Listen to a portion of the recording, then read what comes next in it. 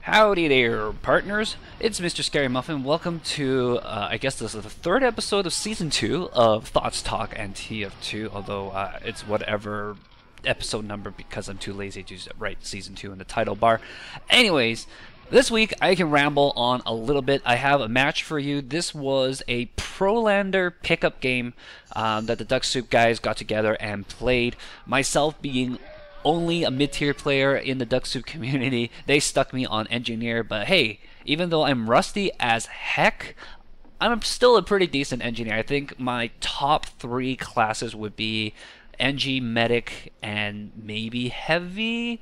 And if I was playing competitive, those would be the ones that I would play most of the time. I wouldn't do very well as Spy. I wouldn't do that well as Demo either. I probably do okay as Pyro, but I think there's still also better Pyros. I'll be more support Pyro than attack Pyro, and sometimes you need an attack Pyro. Anyways, I wanted to talk about Prolander TF2. Background story: the Duck Soup community had their second annual visit to Valve headquarters in Bellevue, Washington, which is pretty close to Seattle, which is where the server itself is hosted. The server itself, I think it's founded between several members. A couple of them are from the British Columbia area, which is in Canada. It's just like 3 hours away from Seattle, and some of them down in Washington, maybe some of them in Oregon too. I don't really know. Anyways, one of the members of the Duck Soup community works for Valve, and last year he arranged a big, massive get-together, and everybody went to Valve. Well, not everybody. Like, we had like 80 people show up for this huge meetup. We went there and we got to meet Gabe Newell. We got to meet Robin Walker, listen to them talk at us basically for a couple of hours, telling us a lot about the game that we love, about the company that we love. They got free pizza for us. That was awesome. I loved it. I had like maybe one slice because I had to go move my car and I came back and like all the pizza was gone. I'm like, thanks for waiting for me, guys. But it was all good, and I broke JMB's chair somehow, I think, and I do apologize for that, JMB. Anyways, this year's Valve trip, I didn't go, and the reason for that was because Pokemon Worlds was going on at exactly the same time as Valve, and I had my priorities set for Pokemon Worlds because it was hosted in my hometown of Vancouver for the first time ever, and I didn't want to miss out. I wanted to try to grind in and win. I lost in second round. I got eliminated, so you know, didn't do that well, but it was well worth the experience. I think it was well worth missing out the opportunity cost, I guess, of not going to Valve. It was fine. I was accepted it. Next year I will have the plan, I'll have the intention to go for that Valve trip next year, if we have it again, if JMB doesn't get fired between this time and that time. Anyways, so as part of Duck Soup community, we actually get a little bit of a benefit. We get some news ahead of time. We get some beta tests ahead of time, and it's actually kind of cool. We get little snippets of stuff ahead of time. We've had Robin Walker actually come onto the server and play with us sometimes as well, and it's a pretty cool experience. And one of the things that they talked about this year around, they didn't get to meet Gabe this year around. He was busy with the international and all that kind of stuff. Well, one of the things that he did get a chance to talk about with Robin, I believe, was Prolander. For those of you guys who don't know, the competitive scene in TF2 is a little bit stagnant. Early in TF2's career, people attempted 5v5 teams, 7v7 teams, trying to mix the class composition, and like basically the meta for the competitive scene evolved, right? 5v5 was what they started with because that was kind of the gold standard for Counter-Strike, and when that didn't really work out, because 5v5 out of 9 classes, and sometimes you want 2 of the same class, then you're not going to get that much class mix in there. And so people tried 7v7, but that didn't work either that much because it ended up being that Medic is OP, Demo is OP, so they class restrict those to one off in each class. And in the majority of the maps, especially the maps like 5CP push, like Badlands, Granary, well, the ones that people liked early on in the days, mobility was key because you want to be able to react to your opponent's flanking. You want to be able to get to places, and so Scouts were really important, soldiers were really important because they can move really fast. Heavies were good, but they couldn't move very fast. Demos could move, pyros didn't have the speed. Spies were very situational, and spies are very weak when there's not that many players. Same with pyro. Pyro is really weak when there's not that many players. It's kind of like, I always compared it to chess, where in chess the knight is very strong when the board is cluttered and there's a lot of pieces. But it gets weaker as the board gets sparse, and the knight doesn't move across the table as fast, across the board as fast. Whereas the rook, the castle, it gets stronger as pieces are removed from the board, so that they get out of his way, so he can go zoom across the board and have more of an influence. It's kind of like that, where the pyro and the spy, they get weaker when there's not that many players. And there's more players, they can cause more chaos, they can hide, and they can move around. On the opposite side, the scout gets stronger when there's fewer things because they're less likely to get caught in crossfire and stuff like that. So in 5v5, 7v7, scouts reign supreme, soldiers reign supreme, demos and medics were OP always, and heavies sometimes saw play, sometimes didn't play. Engineers definitely were not mobile, and this was back in the day before engineers could pick up and carry their stuff anyways, so that wasn't really helpful. And snipers also not very helpful either. They're very situational as well. And so the meta eventually became what we call the cookie cutter format, right? We have a 6v6 format, 2 scouts, 2 soldiers, demo medic, because that's what people wanted to run anyways. In a 7v7, that 7th man was not really needed, so eventually it just became a 6v6, and that was the gold standard for TF2 for a very long time. And what Valve eventually came up with, they really pushed this Highlander motif out. They created this Highlander mode where it's one of every class, 9v9, one of every class. And that way people who enjoyed playing Spy, people who enjoyed playing Engineer, and enjoyed playing Pyro could actually see some competitive experience. They can actually get into the competitive scene, because even if you're only a good spy, but now you get 9v9, and 9 was a good number. 9 was a good number. It's balanced out the scout, balanced out the pyro and the spy.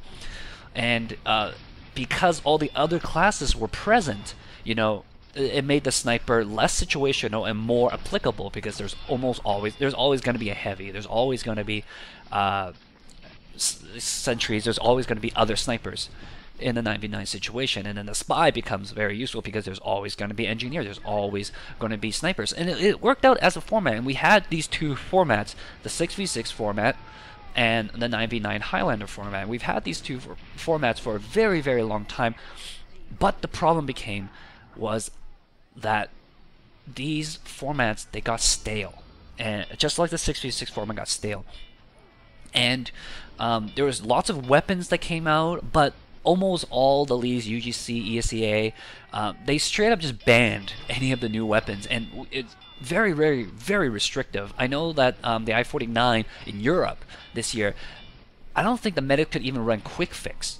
They banned the quick fix, and I know that UGC next season is gonna ban the quick fix as well, which I didn't really like, because I thought the quick fix introduced an interesting meta to the game, right? Do you run a faster charging thing that doesn't really save your medic's butt, and people can actually out DPS if they were good enough or if they focused well enough, versus it made crits create more playable in the beginning, because you're only gonna be about 5 seconds unless you build hard, in which case then you'll have that crits create, which will allow you to easily out DPS that quick fix. And you have this rock paper scissors thing. You got quick fix, crits create, and Uber, and you get to match them back and forth against each other, and that was cool because you get to play mind games with people. You get to play rock paper scissors, you get to play Pokemon in TF2 against each other, and I really like that. And I was very disappointed to hear that UGC was gonna ban quick fix, and I guess there's just enough people complaining about it, I suppose. It was like, oh, quick fix OP, please nerf. And we saw in the DSGL this season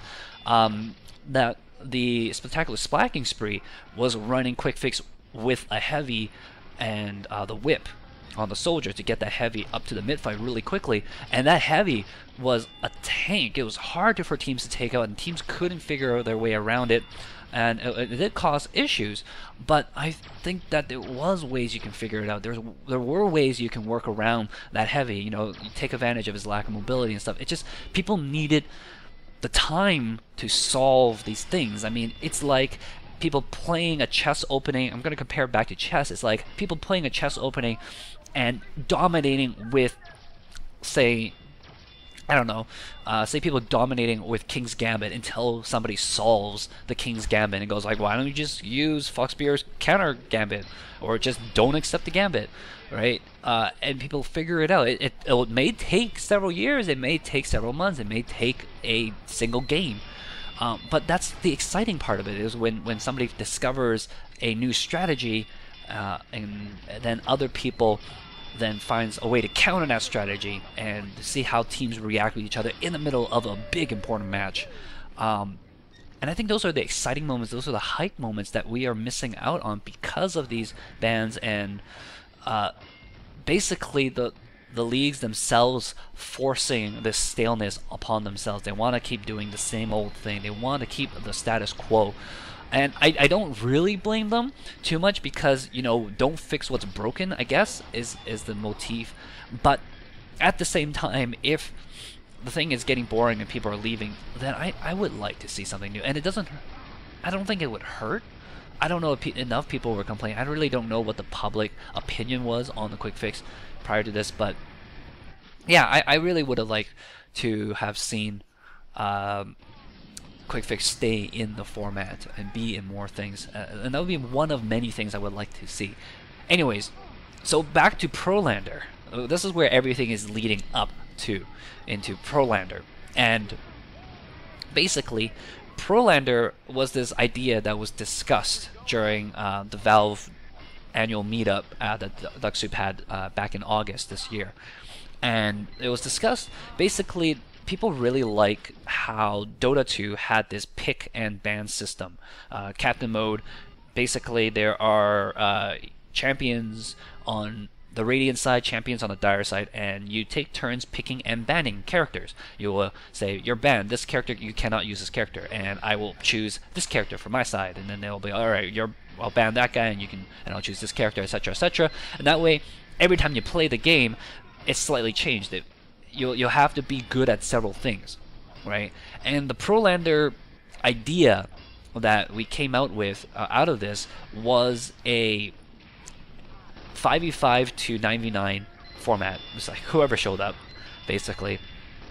And you can pick and ban the classes in the game so that teams are restricted, and then you can pick and ban weapons as well. That way we might see more different weapons. Now, in this instance, the game that you're watching here on Upwards, this one, we didn't ban any classes because it was 8v8. So basically, both teams just ended up choosing one class to not play, and whatever that may be, or we had a person switching between the classes. I know there was I believe 7v7 game prior to this one that ran that I wasn't a part of. And I think they banned 2 classes. It was like Demo and Heavy, and then they banned, I think, 4 classes in total, and then they saved 2 of them so that there was actually enough classes for people to play. So that was pretty interesting. This one, how we were doing the pick and ban system is that teams take turns banning stuff, and then they'll take turns saving an item that was already banned, and in doing so, they will make that item exclusive to only their own team.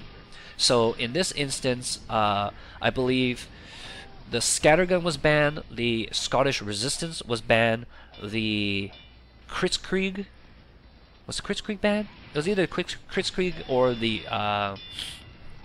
the Quick Fix. I actually have the file. I should pull this up. But in terms of exclusives, what happened was that our team got exclusive use of the sticky launcher, which basically, with the Scottish Resistance banned and the sticky launcher given to us, it meant that the other team their demo was completely nerfed. They had no stickies whatsoever. They had only shields to use, and that was a big play. But on the opposing side, on the opposite end of this, the opposing team, they got the Uber gun, and they banned the other thing. So they had exclusive use of the Uber gun, and we didn't have Ubers basically, and that was a huge problem. But luckily, we nerfed their Uber because their Demoman didn't have stickies, and it made my job as an engineer much easier. And of course, I ended up playing engineer. And the other one that they got exclusive use of was the Wrangler. And so then I, as an engineer, I had to change the way I build. You notice I didn't get to use, in the beginning of the game, I didn't get to use my usual spot for the first point defense. And that's because I didn't get the Wrangler. And I can't do my usual spot without the Wrangler. So I had to use a different spot that I wasn't entirely happy with either. But yeah, so we also got exclusive use of the minigun, so we nerfed their heavy a little bit. The weapons that were banned were Scattergun was banned, Dead Ringer was banned, Vitasaw was banned, Kritzkrieg was the one that was banned. So we were stuck on Quick Fix. They knew that we can only run Quick Fix and Vaccinator, I suppose, but we were not going to run Vaccinator. And Direct Hit was banned. So our team did a really good job in basically nerfing anything that could destroy the sentry. And you can see, especially in the last point, I could hold down the fort really easily because of that. So that was our meta, was that they had strong Ubers, but we had a very strong sentry gun on defense that was really hard to get rid of because of that. And I thought that was quite crucial and quite important to take note of. And the game was a pretty fun game as well. We enjoyed it very much. And I think if we in the future we would also do, if we ended up doing more of these Prolander games, we'd probably get a better understanding of things to do and things to ban.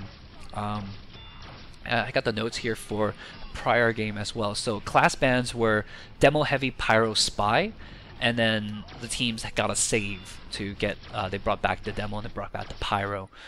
And then apparently they didn't do exclusives for this one. They had weapon bans for this game was Gunslinger, Sticky, Wrangler, Darwin's, Danger Shield, Degreaser, and Reserve Shooter. So one team saved the Pyro, but then got their weapons banned for it, so they couldn't use the Degreaser, they couldn't use the Reserve Shooter. Made the Pyro a little bit harder to use. They would have to use probably Backburner, Flare, and either Axe or maybe Neon Sign to help support the engineer a little bit better. But again, Wrangler was banned, and I think Wrangler is a very important ban sometimes, just because you can basically shield all day and have your sentry never go away. It's a pretty strong thing. And Gunslinger being banned was actually quite an interesting call too.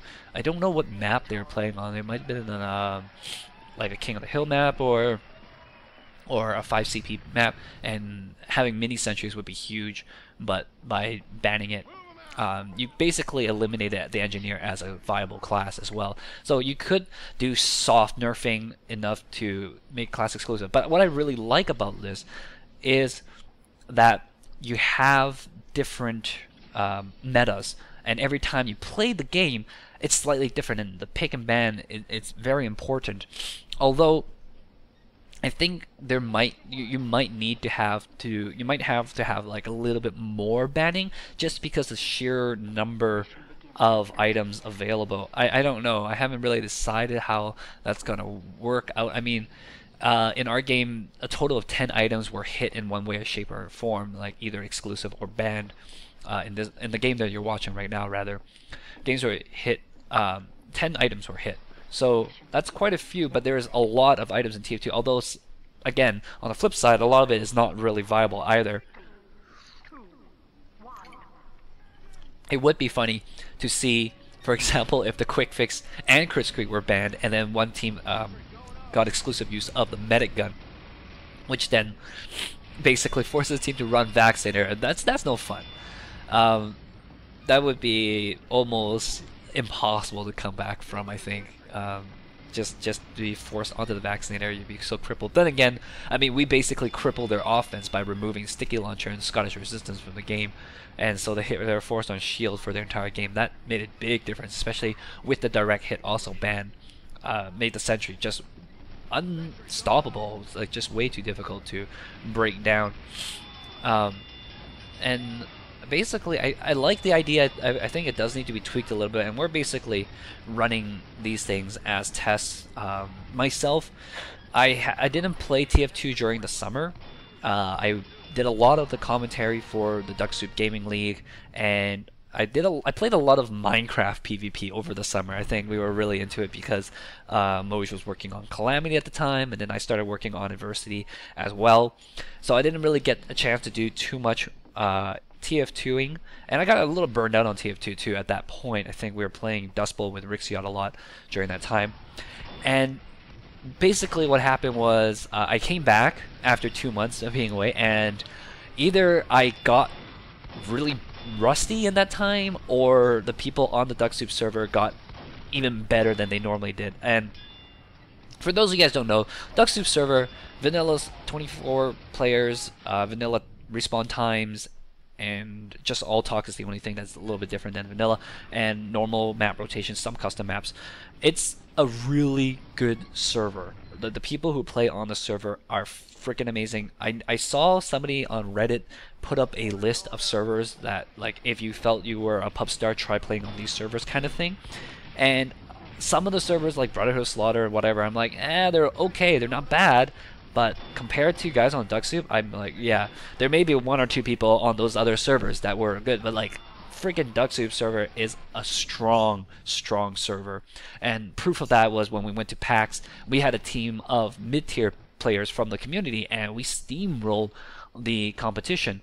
It just shows to me that Duck Soup is a level above the rest of the pub places. And if you ever want to have a good challenge and improve yourself as a player, I would say go play on the Duck Soup server if you are, if you get good ping to the server, obviously, if you're living on the West Coast. If you are a beginner trying to learn how to play the game, don't go to Duck Soup server. Just go play on a 24-hour of a map that you enjoy. Learn to love the game a little bit first. Learn the maps first, and learn a couple of classes first before you try to make the swap over and then actually start. I would say if you're a beginning and intermediate, it would be a good time. That's right where I was when I started playing on the Duck Soup server, and I improved so much just by playing with better players and in a format, most importantly, 24 players and normal respawn times, playing in the way that TF2 was meant to be played on pubs. And I think that's really important as well for improving yourself as a player. But I came back, and I was really rusty. You probably saw in the previous video where I was doing the PAX recap, I didn't really want to use those clips, like the clips of me on offense in Cashworks, the clips of me in that one round in Nucleus as well. I didn't really want to use those clips because I was terrible, okay? I wasn't even not doing well. It was like a level below not doing well. I was doing really bad. I was getting killed. I was in the negative KD ratios. But I had to use the footage because that's the only things I had at the time. I didn't get a chance to record too much before I went to PAX, right? And so that's all I had. So I'm like, okay, I guess we're gonna use that to show people. And that's what I had, but hopefully for episodes to come, I'll get to play a little bit more and get better stuff, and hopefully we'll be playing something other than Demo and Engineer, which are the only things I feel comfortable with right now while I'm rusty on a pub. I believe this is all I had to say. Talk a little bit about Prolander, talk a little bit about myself being a terrible TF2 player again. Next week we'll talk about something I haven't really decided. If you guys have any suggestions or things you want to hear about or hear me chat about, feel free. Next week is a non-TF2 related topic. Usually that's the way I do it. 1 week is going to be a TF2 related topic and another week as a non-TF2. Anyways, thanks for watching, guys. I hope you guys enjoyed the video. If so, give me a thumbs up, and I will see you guys next time. Till then, take care. Bye-bye.